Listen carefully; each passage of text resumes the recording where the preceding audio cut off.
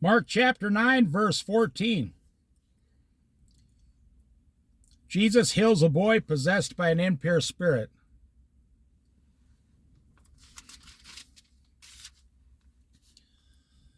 When they came to the other disciples, they saw a large crowd around them, and the teachers of the law arguing with them. As soon as all the people saw Jesus, they were overwhelmed with wonder and ran to greet him.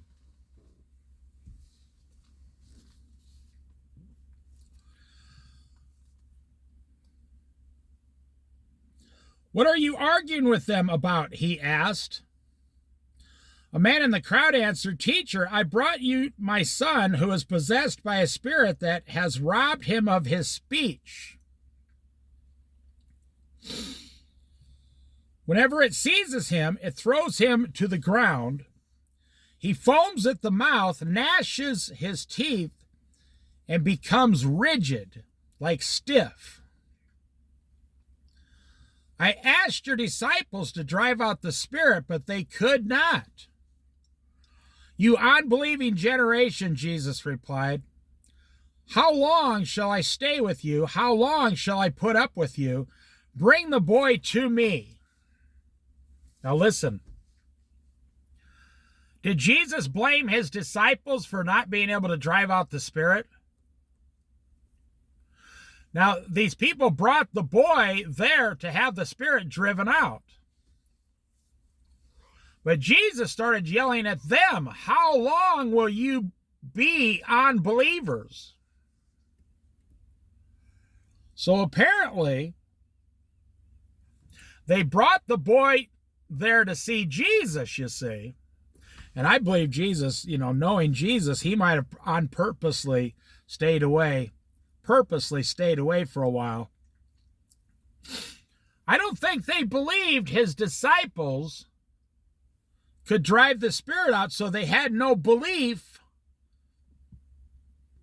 I explained this in the last 3 or 4 chapters. There's some miracle involved. There's some miraculous thing involved with the level you believe in. That's the level of your healing. Now, I don't want to give people discouragement today, like if you got a disease or something. I don't know exactly how it works. I'm not Jesus. But I'm here to tell you, these people never believed that the disciples could do this. So they only believed Jesus could do it. And look, when Jesus shows up, they start believing immediately, and it's done. Now, was it done by the hand of Jesus? Well, we know previously that Jesus gave them the power to drive out spirits when he sent them out 2 by 2. But only, this is the miraculous part, only with believers. So if you enter a town and they don't believe you, shake even the dust off your feet as a testimony against them. Jesus says, I tell you, the towns that reject you, on Judgment Day, it'll go better for Sodom and Gomorrah than it will for those towns. Wow. "You unbelieving generation," Jesus replied. And Jesus said, "How long shall I stay with you?" You know what that means to me? Jesus is telling them plainly, I don't have to be here for the healing to take place. What? Wait a minute. That means you and I could heal as Christians. Well, what is the power of prayer? You pray to Jesus for something to be done or to be healed. Now, I know preachers on the radio, and I don't listen to them, but they claim that the power of healing no longer exists, that only Jesus could do that, and when Jesus went to heaven, it's over. That would be 100% false. When you go into these third world countries today, it's like since 1900, And these people in these third world countries get like 800 people in the village start believing in Jesus immediately. There's this overwhelming power of healing that just goes through and heals all the people in the whole village.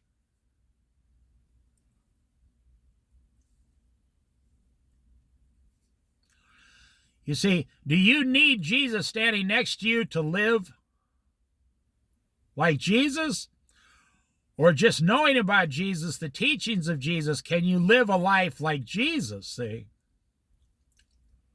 Do you need Jesus standing right next to you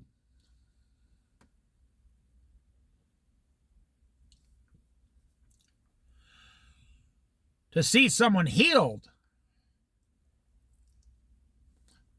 And I'll tell you this right now. You say, well, healing can't last without, or can't happen without Jesus.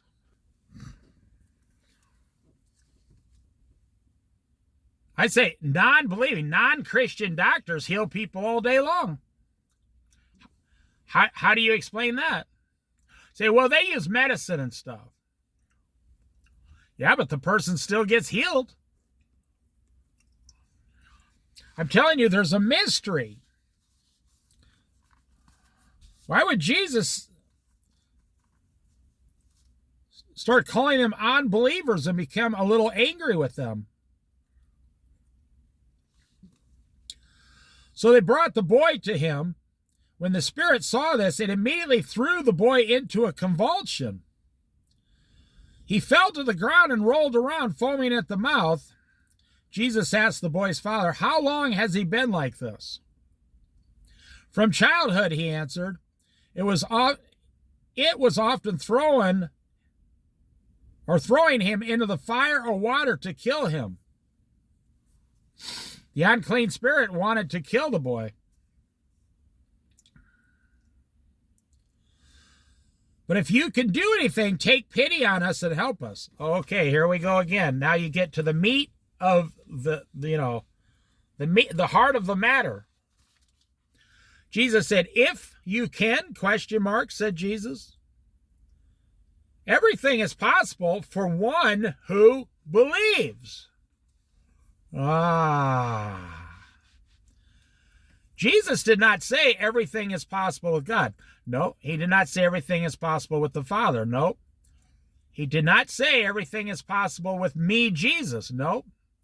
He did not say everything is possible with my name, Jesus. So when I'm long gone 1,000 years from now, just use my name and it will still work. He did not say that. That's why the boy was not healed, because of the parents did not believe anyone could heal him. You know, if you saw your child possessed by a demon for the last 15 years, you'd start to doubt too, probably. And the man says to Jesus, "If you can help us." If you can help us. If. And Jesus said, kind of disgruntled, "What do you mean, if I can help you? You don't even believe I can help you?" What did Jesus say? Everything is possible for one who believes. You know, and another thing in the Bible, Jesus says anyone who believes what he's asking the Father and does not doubt, I tell you the truth, God will do it. It will be given to you.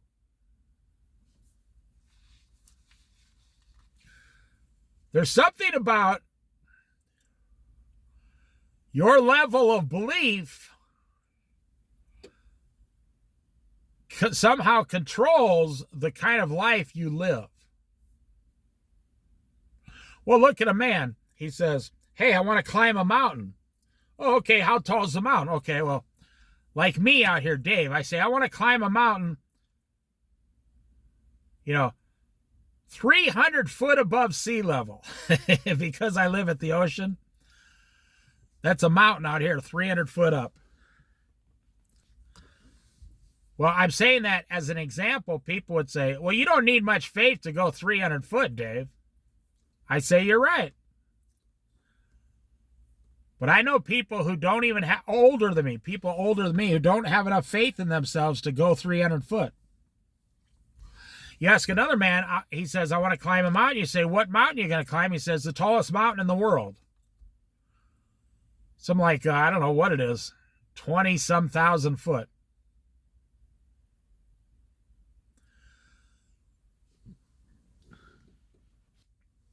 First thing you would say to that man is how dangerous it is. But then after talking to the man, here's what you would find, or woman, I'll put it that way. They believe in themselves so much that they do not doubt 1% that they're not going to be able to climb that mountain. Matter of fact, these types of people, when they get about 3/4 of the way up and they can no longer breathe or anything, and they are being, or there's a storm or something, and they're forced to come back down and try the next year, these people are completely shocked that they did not just go straight up that mountain. Because they have faith, they believe so hard that it was going to happen. So here's this father bringing his son, possessed by a demon, an impure spirit, to the disciples and doubting and arguing with the disciples. Then he brings the boy to Jesus and says, well, if you can, Lord, take pity on us. If there's anything you can throw our way, like, a dog bone or something, please take pity on us. And the Lord is saying, what are you talking about?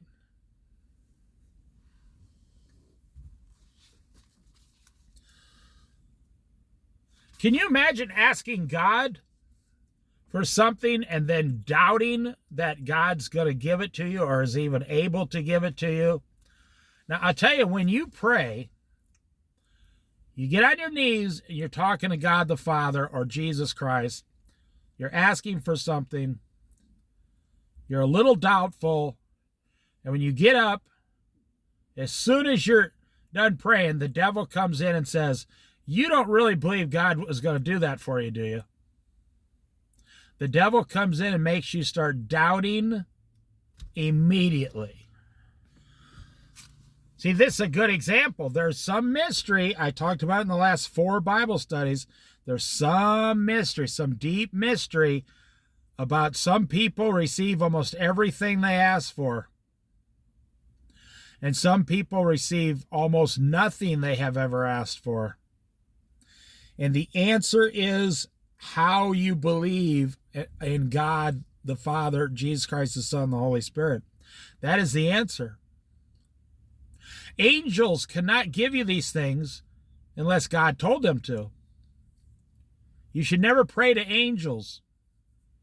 There's a lot of angel worshipers in our society. Angels cannot get you to heaven. Immediately the boy's father exclaimed, I do believe. Help me overcome my unbelief. So he said both. I do believe, but I don't believe. Please help me overcome myself.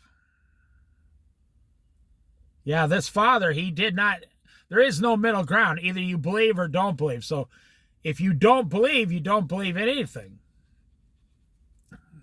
But it's funny how, I hear pastors over the last 50 years on the radios. I used to listen when a pastor could only get on an AM radio once a week. And, that's like 40 years ago. And you believe your paycheck's going to be there on payday, right? You believe your wife's coming home tonight. You believe your kids are coming home tonight. When you walk out in the morning, you believe your car's going to start. Matter of fact, you don't just believe it. You count on it so much. You completely count on it so much that if your car did not start, you would be flipping out. You wouldn't know how to get to work. You wouldn't know what to do. And you could just hear the devil laughing and smirking at you. Even though it's a solution, your mechanic picks up your car, puts a starter in it, and gives it back to you and charges you $300. There's a solution, an actual solution. You don't even have to believe in it. It's just an actual thing that happens. This father is saying, I believe and I don't believe. When Jesus saw that a crowd was running to the scene, he rebuked the impure spirit. You deaf and mute spirit, he said, I command you, come out of him and never enter him again. The spirit shrieked, convulsed him violently and came out. The boy looked so much like a corpse that many said he's dead. But Jesus took him, the little boy, by the hand and lifted him to his feet, and he stood up. After Jesus had gone indoors, his disciples asked him privately, why couldn't we drive it out? So they were trying. He replied, this kind can come out only by prayer. In other words, this was a strong spirit. Probably a spirit closer to the devil. And you had to pray and get God's permission to have the spirit driven out.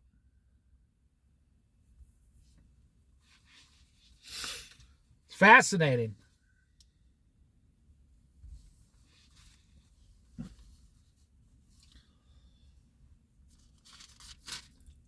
Jesus predicts his death a second time. But I'm telling you, I can go to any Christian's life and see how it's going and immediately know what their level of believing and receiving is from God. You can just tell by talking to them for, a half hour whether they're believers or whether they're completely stuck into this world. You can immediately tell just by listening to them speak. Have you ever heard Jesus come down, into the square or the food court, the synagogue and say, hey, man, have you guys been watching those Chicago Bears? They're having quite a year, huh? Well, I think the Chicago Bears are going to go all the way. You never once heard Jesus talk about sports. No. That's what I'm telling you. But you have to decide, do I want to be like Jesus or do I want to be like the rest of the people on earth? And if you say, you should not be surprised that you have all the same exact problems as everyone else on earth. I tell people this, that doubt.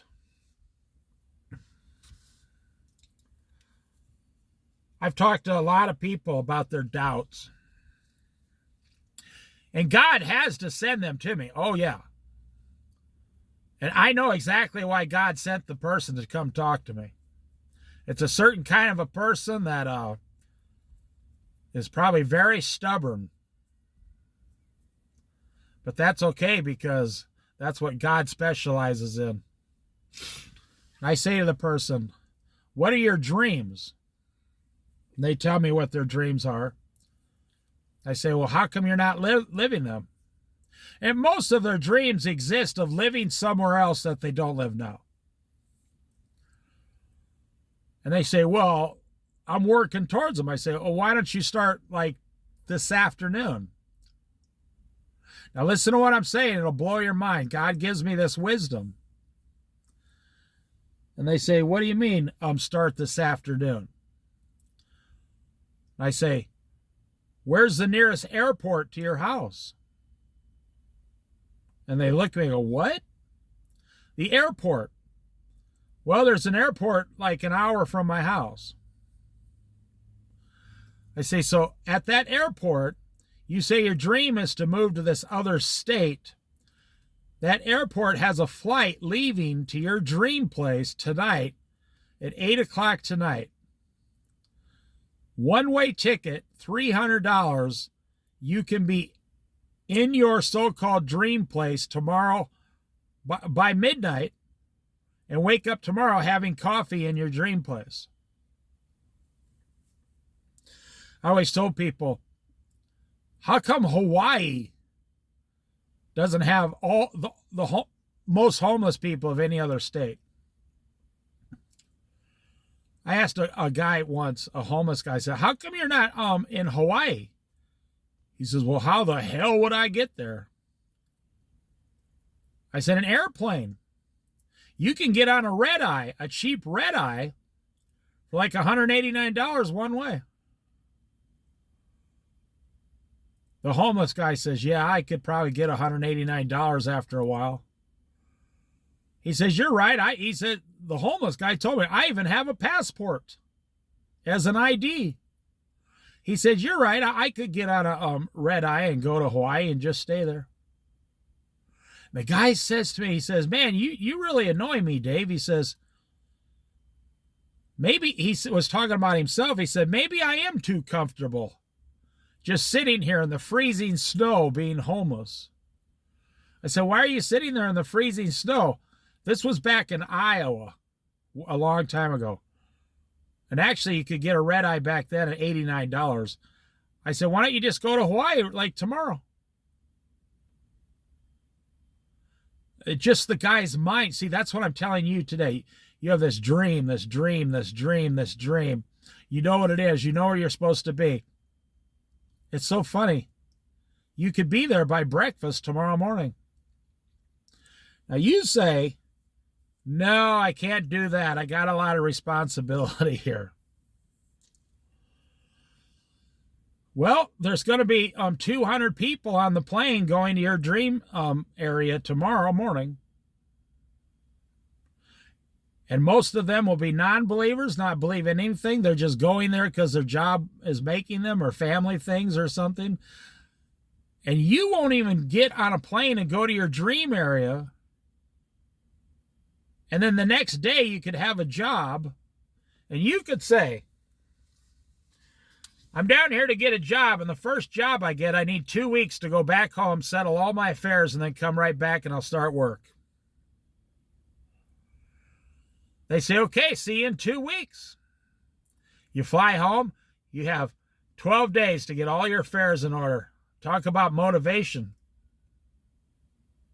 That's when you find out if that's really your dream, or are you just got a big fat mouth and talk a lot, or you're just using that as an excuse all these years to do nothing. You know, there's people in Florida, it's kind of cold out here to buy one of these small boats, but you see these big things on the top.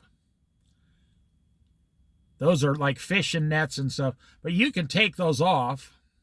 You can sell them to someone. They'll buy them from you, take them off.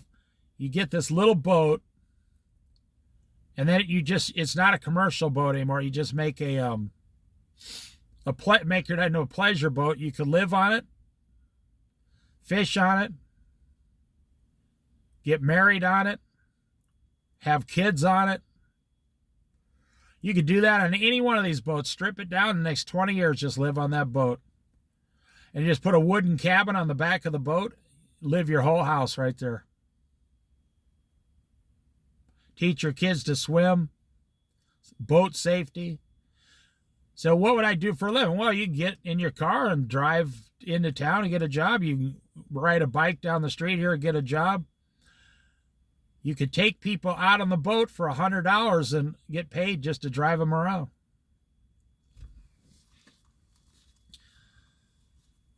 So this man didn't believe that even Jesus could heal his son. They left that place and passed through Galilee. Jesus did not want anyone to know where they were, because he was teaching his disciples. He said to them, the Son of Man is going to be delivered into the hands of men. They will kill him, and after 3 days he will rise. But they did not understand what he meant and were afraid to ask him about it. They came to Capernaum. When Jesus was in the house, he asked them, what were you arguing about on the road? Now that's funny, because he already knows what they were arguing about. He can already read minds. He knows how to read their mind. He hears every one of their thoughts, their heart.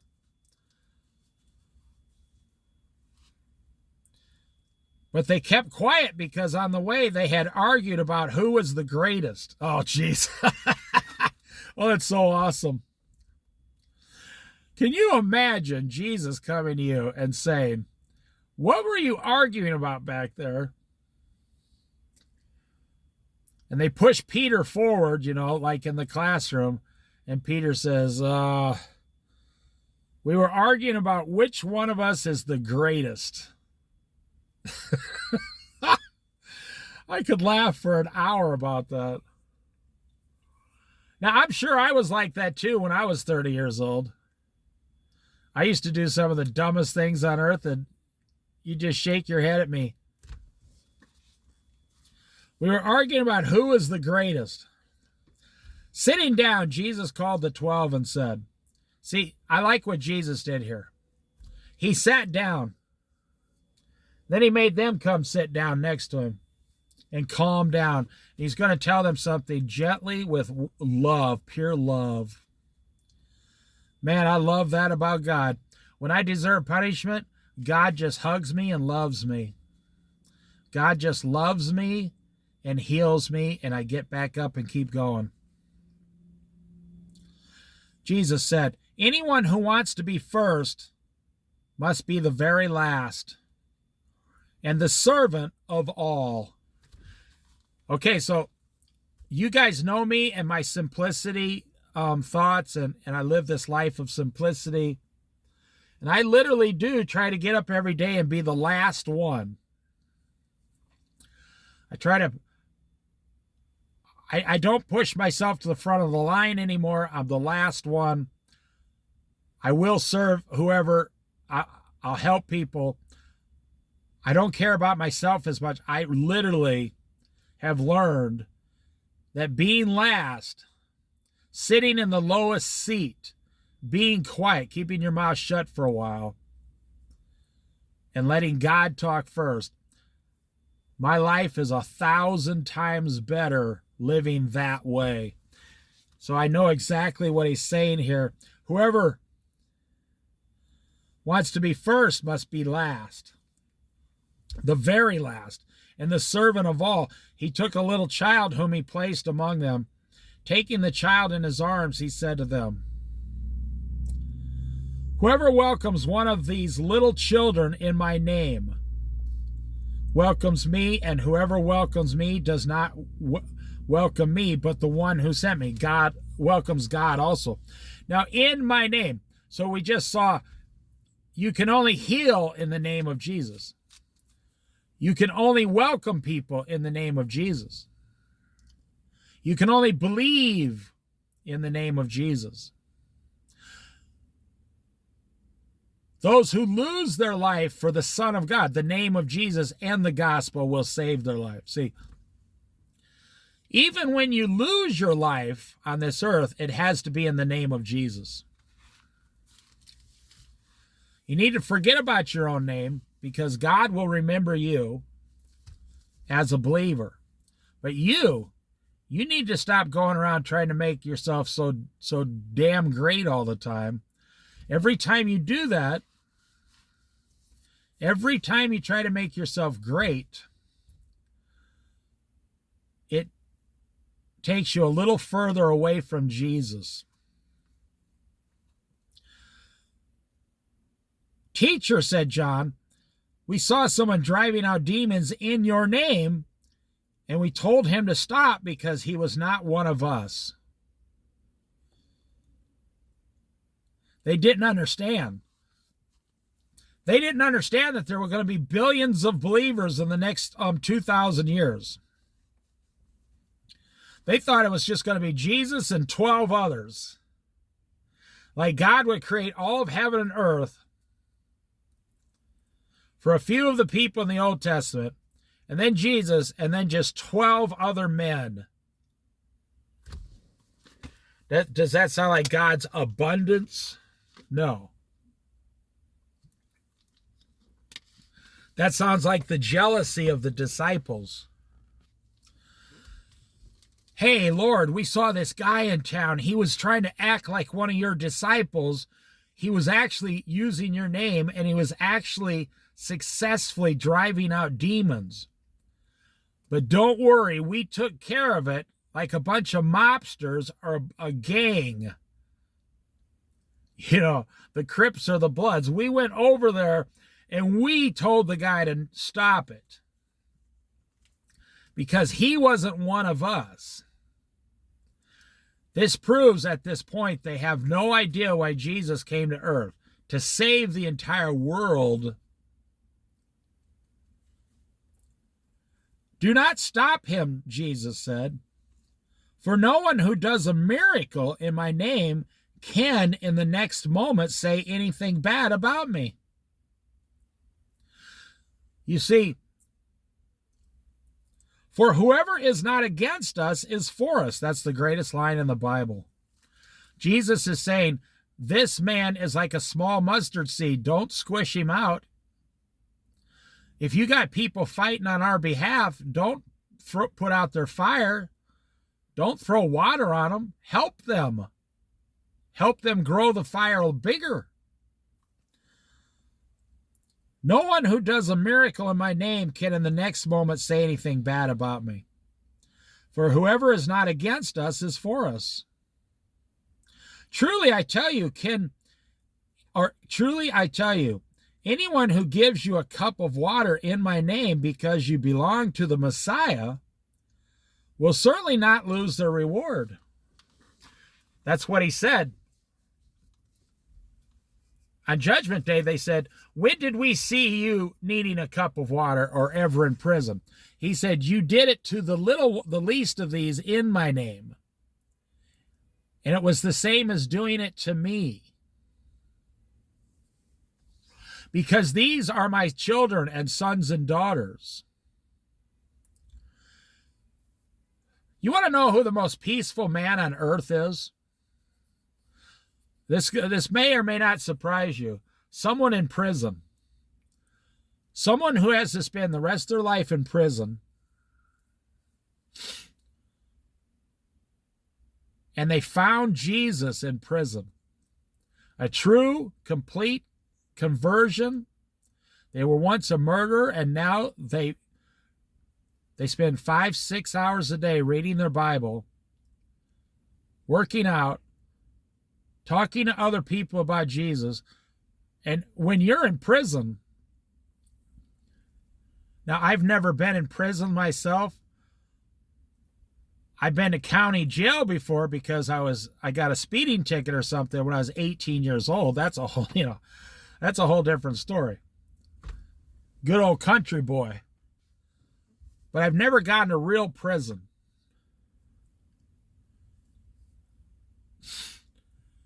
And when you're in, but I've known a few people, a handful of people that were in real prison for real problems, and they got out, and I spoke to them because I was in the position of hiring people. I would come across people who needed jobs, you see. And I'll get back to that in a minute. But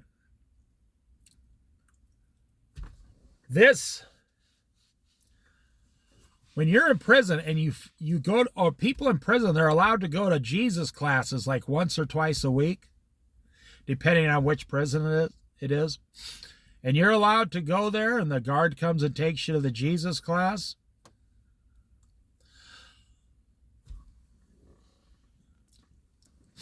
I hired a guy once who was in prison.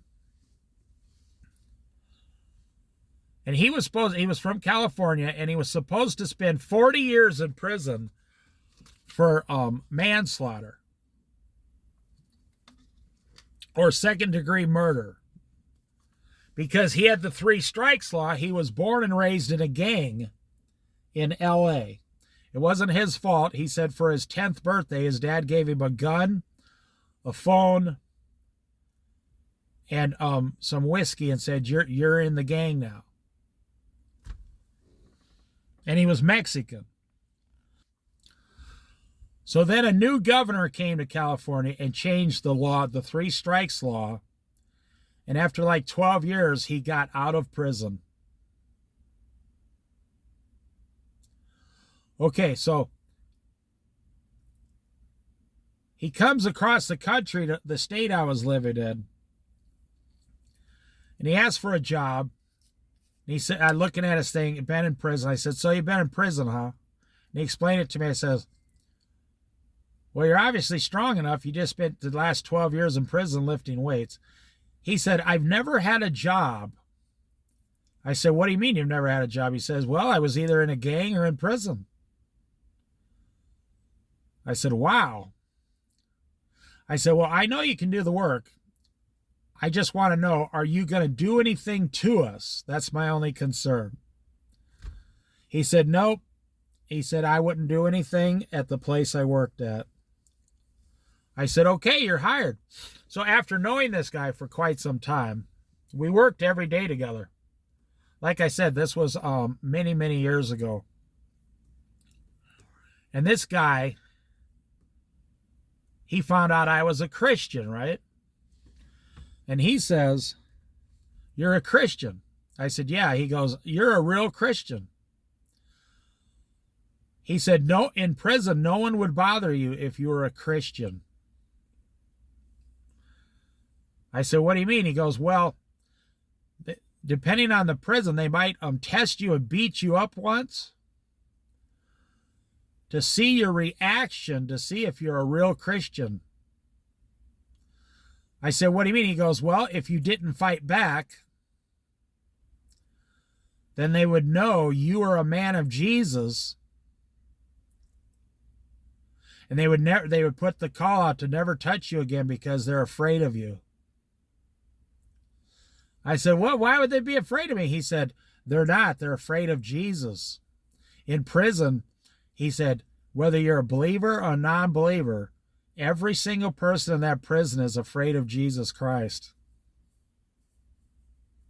Because I said, why? Have they seen like miracles in there? He said, that's it right there. They've seen things happen firsthand, even non-believers in prison. They've seen Christian believers in the prison perform miracles, and everybody in a prison is afraid of Jesus. So if you could prove by not fighting back or something that you were a true loving prison or person for Jesus, they would never touch you again because they were afraid if they did something to you, Jesus would come and do something to them in the middle of the night. Wow. Now listen. Jesus said, do not stop him. For no one does a miracle in my name can the next moment say anything bad about me. See, even in prison, you're for Jesus or against Jesus. For whoever is not against us is for us. Truly, I tell you, anyone who gives you a cup of water in my name because you belong to the Messiah will certainly not lose their reward. It's what he said. My friend said, in prison, well, my friend committed another crime, not a big one, but he had to go back to California prison. But now he knows about Jesus. I find that very interesting. My friend said in prison, the other Christians would keep you in line, but the non-believers would just stay away from you, as far away from you as they could, because they're scared to death about Jesus. Okay, we're almost done with chapter 9 here. It's got a paragraph left. Causing to stumble. If anyone causes one of these little ones, those who believe in me, to stumble, it would be better for them if a large millstone were hung around the neck and they were thrown into the sea. Wow. It'd be better for them. It'd be better for you to enter life maimed. Or if your hand causes you to stumble, cut it off. It is better for you to enter life maimed than with two hands to go into hell, where the fire never goes out. It just said hell, verse 43, and the fire never goes out in hell. Okay? the fire will never go out in hell ever. And if you're in hell, you're near a fire that never goes out, and it's hot, you're sweating, it's dark there, the worm does not die, gnashing of teeth, agony.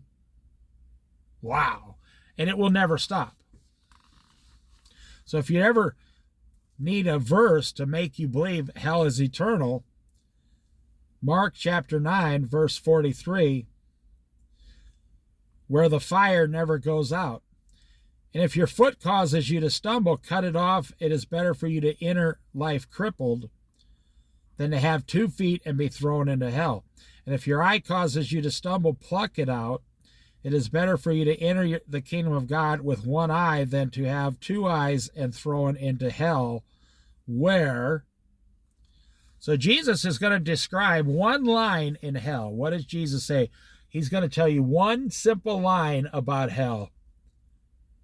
In hell, where the worms that eat do not die, and the fire is not quenched. Does that sound like a horrible existence for all eternity? Everyone will be salted with fire. Salt is good, but if it loses its saltiness, how can you make it salty again? Have salt among yourselves and be at peace with each other. Well, how can you be at peace? Look at that boat out there. How can you be at peace if you got all this debt every day, you got all this worry every day, you got all these problems every day? I want to go back to where it says, cut off your hand, cut off your foot, or gouge out your eye if it causes you to sin. He's saying, let's take pornography. Your eyes are causing you to sin. Well, actually, it's your heart causing your eyes to do the sinning. You can't stop looking at pornography. Should you gouge out your eyes? No, that's not what he's saying. However, technically, what he's saying is if you keep causing yourself to look at pornography, it'd be better for you if you couldn't even see. And you entered heaven a blind man. But you don't need eyesight to look at pornography. You can just listen to some pornography. What he's saying is, if your eyes, your feet, or your hands are causing you to stumble and sin,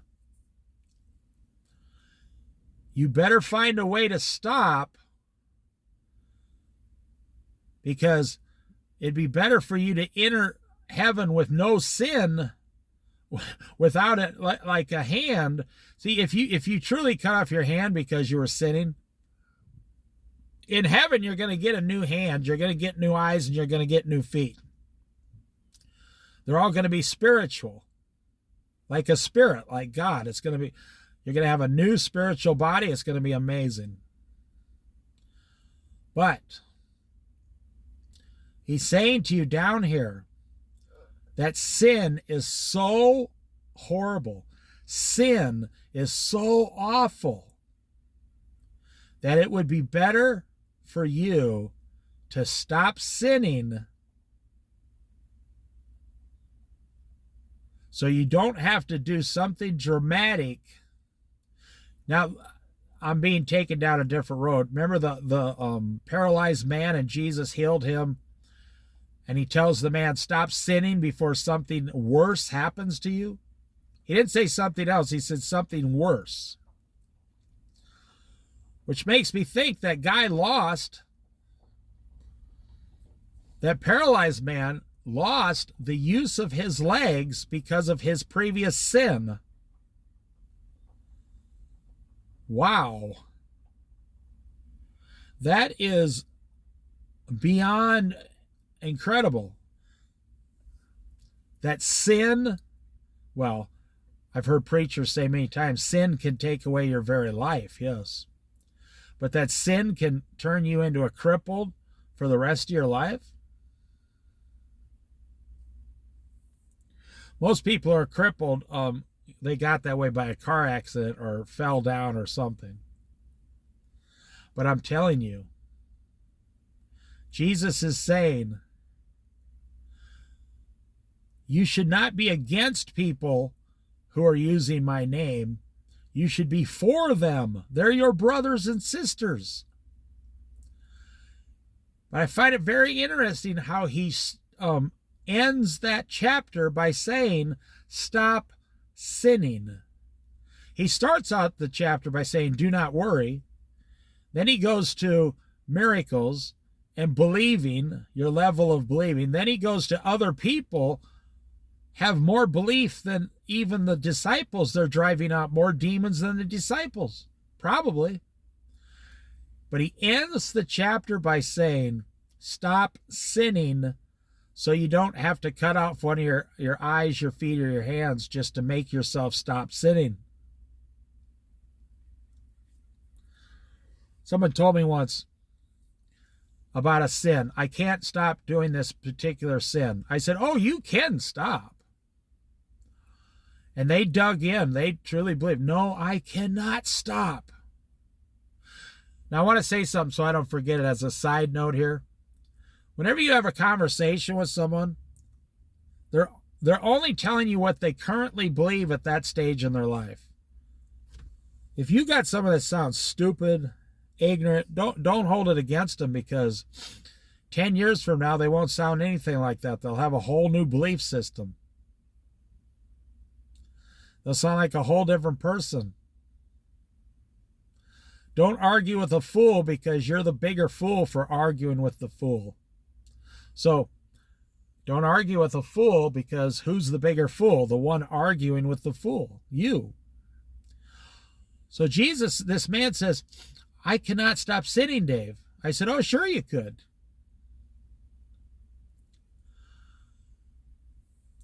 And he says, you don't understand. I truly, truly want to stop. I said, oh, you could stop. You just don't know it. He says, tell me, I've tried. How could I stop? I said, if I knock you over the head right now and tie you up, throw you in my trunk, and take you out to the woods and put a log chain around your foot and kept you in the middle of the woods, you would no longer do that particular sin, would you? This guy looked at me and said, you're not going to do that to me, are you? I said, no, you have to stop on your own. But if I physically, you're saying there's no possible way you could physically stop. I just proved how you could physically stop. If I took you into the middle of the woods, tied you up, and took some food out there once a day and gave it to you, you would stop sinning. The sin was drugs. The guy was talking about drugs. He said, yeah, you're right. I would stop doing drugs immediately. I said, if I kept you there for 3 years, you'd be drug-free for 3 years. He looked at me and says, yeah, you're right, I would be. I said, so don't tell me it's impossible to stop. You can stop. So you see, I had to change his thinking. From then on, he thought, well, okay, so I guess I can stop. I need to stop saying I can't stop. So he at least went down a road saying I can stop. And then every time he does them, he realizes it's a free will choice. It's an addiction. He's choosing to keep the addiction going. I know there's a lot of controversy in that, but even Jesus just said the same thing. Stop sinning before something worse happens to you.